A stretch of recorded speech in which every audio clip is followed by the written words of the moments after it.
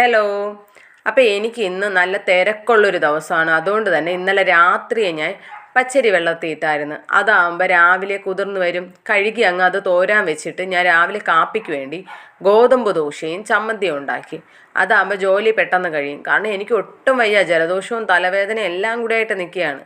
ഇങ്ങനെ നിന്നപ്പോൾ ഞാൻ വിചാരിച്ചു ഒരു കട്ടൻ ചായ ഇട്ട് കുടിച്ചാൽ ഇത്തിരി തലവേദന കുറയുമെന്ന് പറഞ്ഞ് പെട്ടെന്ന് തന്നെ ഒരു കട്ടൻ ചായ ഇട്ട് കുടിച്ച്. ഈ ചായ കുടിച്ച് കഴിഞ്ഞപ്പോഴത്തേക്ക് ഈ അരി തോർന്നായിരുന്നു. അപ്പോൾ ഈ അരി കൊണ്ട് മില്ലിൽ കൊടുത്തു കഴിഞ്ഞാൽ അവർ പൊടിപ്പിച്ച് വറുത്ത് തരും. അപ്പോൾ ഇതൊക്കെ ചെയ്തിട്ട് വേണം എനിക്ക് ഞങ്ങളുടെ പുതുക്കുറിശി ഇടവക പള്ളിയിൽ വെച്ച് ഒരു ആദ്യ കുർബാനയുണ്ട്. ഈ ആദ്യ കുർബാനയ്ക്ക് പോകാൻ നേരം നല്ല മഴ, നേരം വെളുത്തപ്പോഴേ നല്ല മഴ, ഒരു തോർച്ചയില്ല.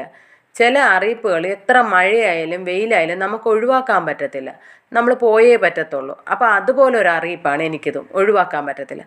ഞാൻ റെഡിയായി പോകാൻ വേണ്ടി നിൽക്കുന്ന കോലമാണിത്. ഞാൻ പോയിട്ട് തിരിച്ച് വന്നപ്പം നല്ല മഴ ഇത്തി കുറഞ്ഞിരുന്നപ്പോഴാണ് ഞാൻ പോയത്. തിരിച്ച് വന്നപ്പോഴാണെങ്കിൽ നല്ല മഴ, നനഞ്ഞ് കുളിച്ചാണ് ഞാൻ വീട്ടിൽ കയറിയത്.